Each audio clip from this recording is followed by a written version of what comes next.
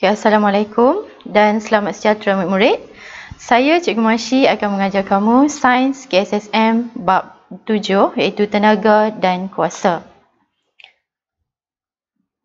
Okey pelajar. Bab ini mudah sebenarnya untuk dikuasai jika pelajar rajin untuk membuat pengiraan dan memahami konsep sebenar dan aplikasinya dalam kehidupan seharian. Okey. Mari kita mengkaji. Okey, sebenarnya dalam bab 7 ni kita akan menguasai 3 subtopik yang utama iaitu kerja, tenaga, kuasa. Kemudian kita pergi kepada tenaga keupayaan, tenaga kinetik dan juga prinsip keabadian tenaga. Dan akhir sekali kita akan mengaitkan topik-topik tersebut dengan situasi sebenar dan kita boleh simpulkan kembali apa dia prinsip keabadian tenaga. Okey, jika pelajar lihat dalam topik ini kita perlu mencapai 2 hasil pembelajaran. Okey, yang pertama, kita akan mendefinisikan kerja dan menyelesaikan masalah berkaitan dengan tenaga dalam kehidupan seharian. Okey, yang kedua, kita akan menghubungkaitkan kuasa dengan kerja dan menyelesaikan masalah dalam kehidupan seharian. Okey, cuba pelajar lihat di sini. Okey, jumlah tenaga yang digunakan untuk menggerakkan suatu objek dari satu tempat ke satu tempat. Contohnya kotak. Okey, kita ada kotak. Okey, cuba kita alihkan kotak tu ke suatu tempat dan jarak antara satu tempat ke satu tempat tu kita katakan itu adalah sesaran. Jadi berbalik pada formula kerja iaitu F kali S. F ialah daya dan S ialah sesaran. Namun kita kena ingat daya dan juga sesaran ni perlu berada dalam arah yang sama.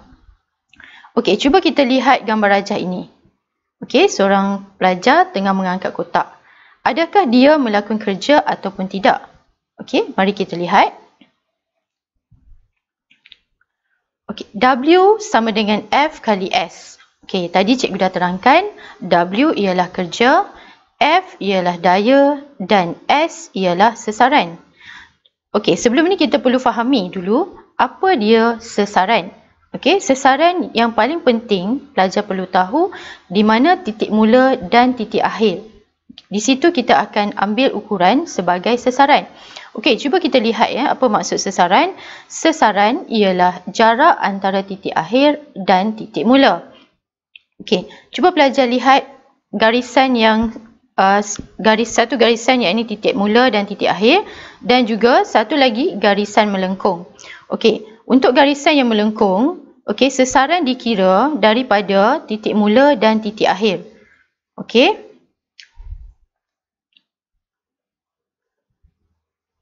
Okey, contoh. Mari kita lihat contoh pengiraan kerja Okey, tadi cikgu dah terangkan W sama dengan F kali S. Okey, jadi mari kita fahami beberapa contoh. Okey, kita tengok soalan ni. Mira menggunakan daya 20 Newton untuk menolak sebuah rak kasut sejauh 50 cm secara mendatar. Okey, hitung kerja yang dilakukan oleh Mira. Okey, so yang kita tulis semula formula kerja sama dengan F kali S iaitu daya kali dengan sesaran. Okey, di sini daya sebanyak 60 Newton. Kita darab dengan 0.5 meter. 0.5 meter tadi cikgu dah tukarkan 50 cm sesaran tersebut kepada unit meter. Sentimeter kepada unit meter. Dan kita akan dapat jawapan di sini adalah 10 joule. Jadi apa yang cikgu nak tekankan di sini, pelajar perlu lihat arah daya adalah sama dengan arah sesaran. Okey, apabila dua-dua ini selari sama, jadi kita boleh katakan itu adalah situasi dia melakukan kerja. Okey pelajar, mari kita lihat situasi berbeza. Adakah kerja dilakukan ataupun tidak? Okey, gambar rajah yang pertama, situasi seseorang mengangkat beban. Angkat berat kita panggil angkat berat.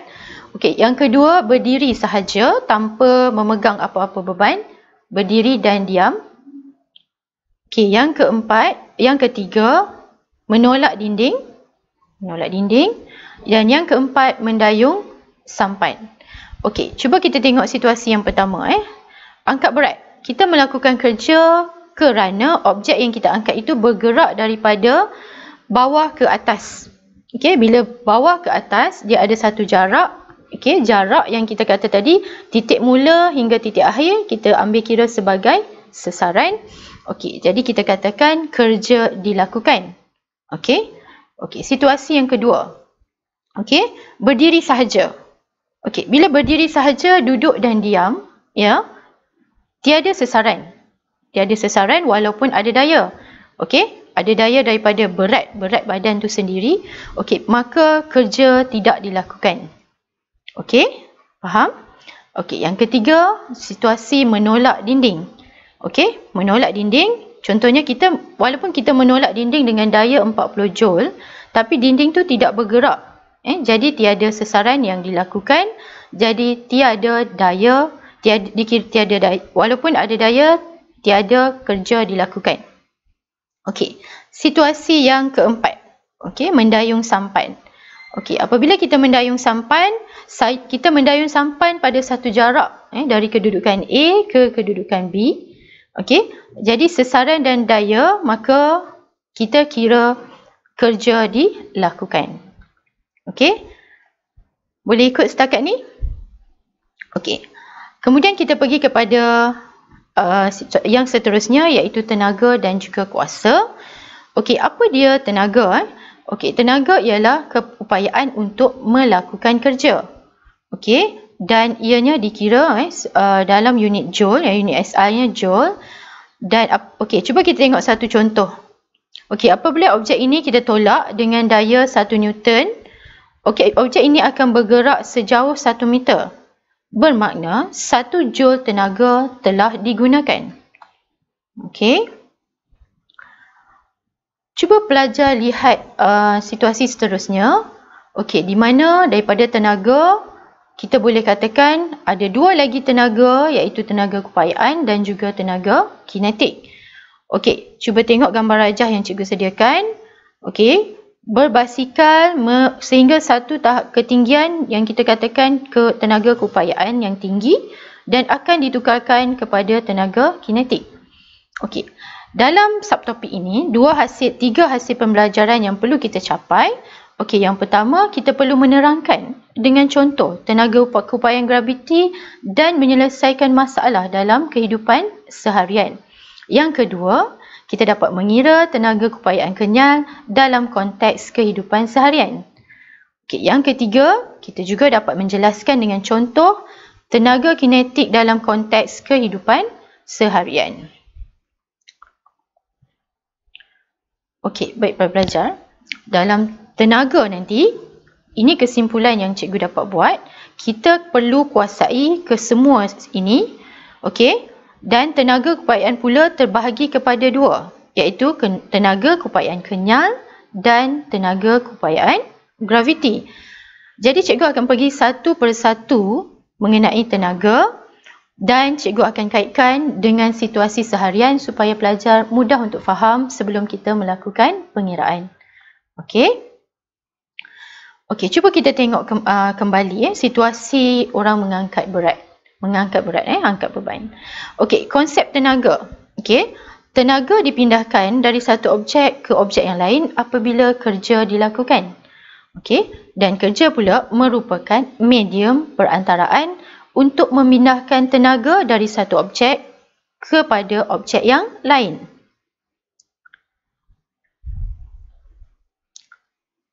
Okey, apa perubahan tenaga yang berlaku? Okey, contohnya, apabila kita mengangkat berat, ataupun mengangkat beban, kerja yang dilakukan ini sebenarnya adalah tenaga kimia yang ditukarkan kepada tenaga keupayaan. Tenaga kimia daripada kekuatan kita sendiri, iaitu proses kimia yang berlaku dalam badan kita dan ditukarkan kepada tenaga keupayaan untuk objek itu dibawa naik ke atas. Okey. Okey, kita tengok pula situasi yang berikutnya. Okey, apabila kita bermain bola, membaling bola. Sama juga situasi dengan tadi, iaitu tenaga kimia akan ditukarkan kepada tenaga kinetik. Boleh ikut belajar? Mudah kan? Okey, jadi sebenarnya dalam topik ni kita perlu kaitkan dengan situasi seharian sebelum kita mengira dengan menggunakan formula yang diberi. Okey. Mari kita tengok apa dia tenaga keupayaan graviti. Okey, tenaga yang disimpan dalam objek disebabkan ketinggiannya dari permukaan bumi. Okey. Jadi tenaga keupayaan graviti ni formula ialah mgh, iaitu m ialah jisim dalam unit kilogram, g ialah pecutan graviti iaitu 10 meter per saat dan h ialah ketinggian dalam meter. Okey, tenaga macam yang tadi kamu faham masa mula-mula cikgu sentuh tadi, tenaga mesti dalam unit joule. Iaitu cikgu ulang lagi sekali, unit SI bagi tenaga ialah joule. Okey, pelajar, mari kita tengok satu contoh lagi. Okey, Ali menaiki kapal tangga kapal terbang setinggi 2.5 meter. Berapakah tenaga keupayaan graviti Ali yang mempunyai jisim badan 58 kg? Okey, tenaga keupayaan graviti sama dengan mgh. Okey, jadi 58 kg kali dengan 10 meter per saat dan kali dengan 2.5 meter. Jadi kita akan dapat 1450 joule. Okey, cuba kita lihat hubungan antara kerja dan tenaga keupayaan graviti. Okey, mari kita refresh semula. Formula kerja tadi adanya sesaran, betul? Daya pula kita kata tadi daya ialah berat. Jadi kita mengangkat kotak itu ada sesaran, betul tak? Okey, jadi kerja ni sebenarnya kerja sama dengan daya kali sesaran. Dan juga sama juga dengan berat kali tinggi. Okey, jadi sama dengan M kali G kali H. Dan kita akan dapat formula mgh sama dengan kerja yang dilakukan dan tenaga keupayaan graviti. Okey, jadi aplikasi bagi tenaga keupayaan graviti ada beberapa aplikasi yang jelas dan pelajar-pelajar selalu lihat. Okey, contohnya kalau pelajar-pelajar pernah pergi ke Pantai Timur, kamu lalu kawasan-kawasan di mana contohnya Tasik Kenyir yang ada empangan. Okey, air yang berkedudukan tinggi akan turun dengan laju dan memutarkan turbin. Maksudnya di sini kita jana kuasa. Contohnya air di tinggi di empangan akan memusingkan turbin untuk kita hasilkan elektrik. Okey. Ini adalah salah satu contoh aplikasi dan kegunaannya dalam kehidupan seharian. Okey pelajar, kita tengok contoh yang seterusnya dan cikgu pasti ramai pelajar yang suka aktiviti ini. Apabila kita pergi ke taman tema, okey, kamu perlu menaiki satu ketinggian anak tangga sebelum kamu melunsur dengan laju. Contohnya, kanak-kanak meluncur dengan mudah di taman tema. Okey, jadi kita perlu naik tangga pada satu ketinggian dulu dan tenaga keupayaan yang tinggi dapat menolak kita meluncur ke bawah dengan laju. Okey, jelas kan? Okey. Cikgu harap kamu pelajar nampak lebih mudah untuk memahami aplikasi tenaga keupayaan graviti. Okey, sebelum cikgu teruskan subtopik yang berikutnya. Okey. Okey pelajar, dalam tenaga pula ada tenaga keupayaan kenyal.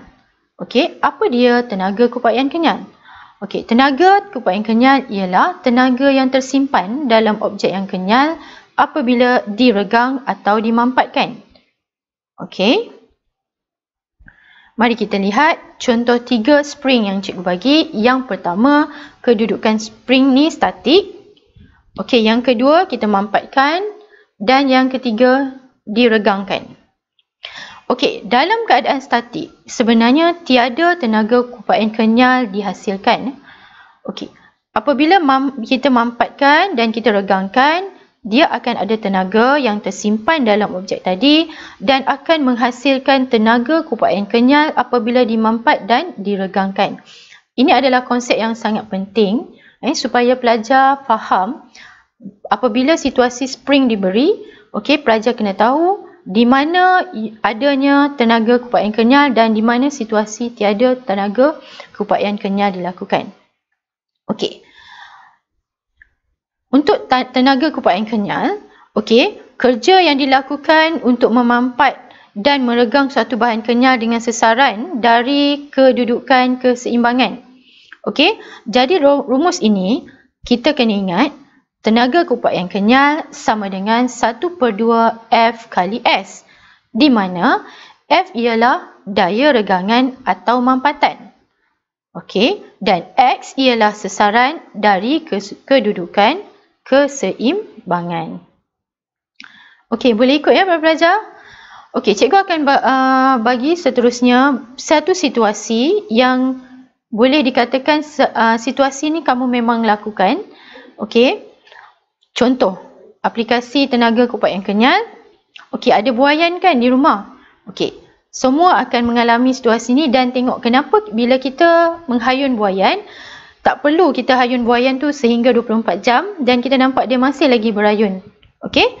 Sebenarnya spring digunakan untuk menghayun buaian kerana mampatan dan regangan spring akan menghasilkan gerakan yang berterusan.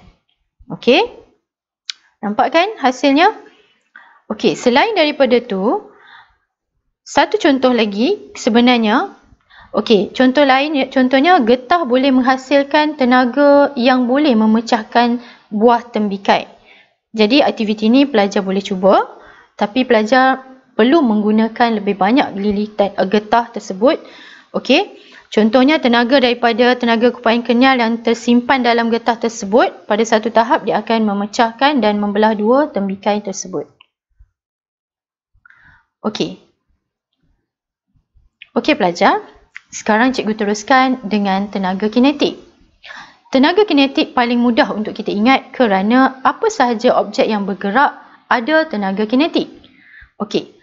Tenaga kinetik ialah tenaga yang dimiliki oleh suatu objek yang bergerak. Cuba kamu lihat pada gambar rajah yang ada ni. Orang sedang berlari, kereta sedang bergerak. Jadi cikgu teruskan dengan formula tenaga kinetik, iaitu 1/2 mv kuasa 2. Iaitu m ialah jisim dalam unit kilogram, v ialah halaju meter per saat. Bila cikgu kata tenaga kinetik ni, dia lebih mudah untuk kamu fahami. Apa yang penting, pelajar-pelajar kena ingat, tenaga kinetik sangat bergantung pada dua faktor, iaitu jisim objek dan juga halaju objek. So setakat ni cikgu boleh simpulkan 3 tenaga yang cikgu dah sentuh tadi. Yang pertama, tenaga kupayaan graviti. Iaitu kita buat revision sikit. Cikgu tulis ni tenaga kupayaan graviti TKG. Kena ingat TKG ni ialah MGH, faktornya ialah jisim dan juga ketinggian. Semakin tinggi jisim, semakin tinggi tenaga kupayaan graviti. Yang kedua, contoh tadilah roller coaster. Mana-mana saja yang melibatkan ketinggian, semakin tinggi dia punya tenaga kupayaan graviti. Yang kedua, TK. Semakin tinggi jisim, semakin tinggi halaju dan tenaga kinetik semakin tinggi. Jadi cikgu harap pelajar bila sudah faham 3 tenaga yang terlibat dalam bab ini, pelajar perlu rajin membuat latihan dan memahami aplikasi sebenar dalam kehidupan harian. Jadi kita akan teruskan dengan subtopik yang berikutnya, iaitu kuasa. Apa itu kuasa? Kuasa ialah kadar melakukan kerja. Mari kita lihat apa yang ada dalam topik kuasa ni. Kuasa ialah kadar melakukan kerja dan kita boleh katakan kadar pemindahan tenaga. kuasa disimbolkan sebagai P, iaitu kerja yang dilakukan tadi, kita dah belajar kerja tadi W, bahagi dengan masa yang diambil, iaitu T. Jadi kita ingat formula bagi kuasa ialah P sama dengan W bahagi T. Okey, unit SI bagi kuasa ialah watt. Okey, jadi pelajar boleh tulis sama ada W, A, T, T ataupun W. Dan unit lain bagi kuasa ialah horsepower atau kita panggil kuasa kuda. Okey, jadi apa yang paling penting pelajar kena tahu, apabila 1 joule kerja dilakukan dalam masa 1 saat, 1 watt tenaga telah digunakan. Okey, jadi boleh kita simpulkan 1 watt sama dengan 1 joule per saat. Okey, cikgu nak pelajar mudah ingat dan lebih senang faham kaitan antara kuasa dan juga kerja. Okey, cuba kita ingat Superman. Okey, contoh Superman dengan manusia biasa. Okey, super, ada power kan? Okey, jadi dalam situasi tersebut, kalau manusia biasa dengan Superman buat kerja, mana lagi cepat? Okey, Superman boleh buat sesuatu kerja dalam masa yang singkat, jadi kita boleh katakan kuasa dia lebih tinggi berbanding dengan manusia biasa. Itu sebagai contoh untuk cikgu andaikan supaya pelajar senang untuk faham kaitkan antara kuasa dan juga kuasa dan juga kerja. Okey, boleh ya belajar? Okey, sekarang ni cuba kita tengok daripada tenaga, kerja, kuasa yang kita fahami tadi, kita nak kaitkan dan menjurus kepada kesimpulan, iaitu prinsip keabadian tenaga. Cikgu bagi contoh pokok kelapa, ada buah kelapa. Okey, apa yang terjadi kepada buah kelapa yang duduk pada satu ketinggian apabila jatuh ke permukaan bumi? Okey, jadi tenaga ni sebenarnya kita tidak boleh mencipta ataupun dimusnahkan, tidak boleh dicipta ataupun dimusnahkan, tapi tenaga boleh berubah bentuk. Maksudnya tenaga keupayaan graviti boleh berubah bentuk kepada tenaga kinetik. Okey, ini yang berlaku kepada buah kelapa tersebut. Apabila jatuh, dia akan bertukar kepada tenaga kinetik. Okey, contoh yang berikutnya tadi cikgu ada sebut sebelum ni, iaitu prinsip keabadian tenaga. Okey, kamu naik roller coaster. Okey, naik roller coaster. Okey, prinsip keabadian yang diaplikasikan dalam kehidupan seharian juga. Okey, contohnya kamu akan tengok tenaga keupayaan graviti disebabkan satu ketinggian, dia akan bertukar kepada tenaga kinetik. Okey, dalam gerakan roller coaster tersebut. Okey, jadi cikgu harap pelajar boleh kaitkan daripada mula cikgu terangkan tadi sehingga prinsip keabadian tenaga ni. Okey, dan apa yang pelajar perlu faham, tenaga tidak boleh dicipta atau dimusnahkan, tapi tenaga berubah bentuk daripada satu bentuk ke bentuk yang lain. Okey pelajar, cikgu harap sampai sini dulu kupasan untuk bab tenaga dan juga kuasa ni. Okey, kerja, tenaga, kuasa semuanya saling berkaitan. Okey, dan amat mudah bagi pelajar untuk menguasai bab ini apabila pelajar rajin membuat latihan pengiraan dan juga mengulang kaji semula situasi-situasi yang cikgu berikan tadi. Okey, sekian dulu pembelajaran kita pada kali ini. Semoga bermanfaat untuk anak-anak murid semua. Jadi kita akan jumpa lagi pada slot pembelajaran yang berikutnya di mana cikgu akan melebihkan dan menekankan lebih terperinci mengenai beberapa pengiraan yang lebih sukar untuk topik ini. Okey, terima kasih pelajar. Kita jumpa lagi. Assalamualaikum.